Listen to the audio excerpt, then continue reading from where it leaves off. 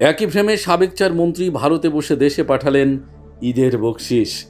গণ আন্দোলনের মুখে ক্ষমতাচ্যুত সাবেক প্রধানমন্ত্রী ও আওয়ামী লীগ সভাপতি শেখ হাসিনা গত বছরের 5ই আগস্ট পালিয়ে ভারতে আশ্রয় নেন।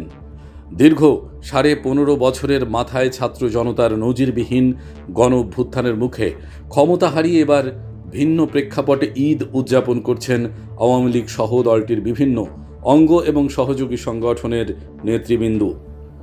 পরিবর্তিত রাজনৈতিক প্রেক্ষাপটে শেখ হাসিনা সরকারের সাবেক মন্ত্রী, প্রতিমন্ত্রী এবং সংসদ সদস্যদের ছোট্ট একটি অংশ কারাগারে।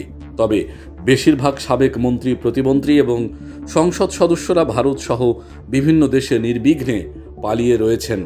তার মন্ত্রী এমপিরা ভারত, যুক্তরাজ্য, যুক্তরাষ্ট্র, সিঙ্গাপুর, সংযুক্ত আরব আমিরাত, কানাডা সহ বিশ্বের বিভিন্ন দেশে অবস্থান করছেন। দলের তৃণমূল নেতাকর্মীদের অনেকে দেশেই মামলা ও গ্রেফতার আতঙ্কে বাড়ি ছাড়া অবস্থায়।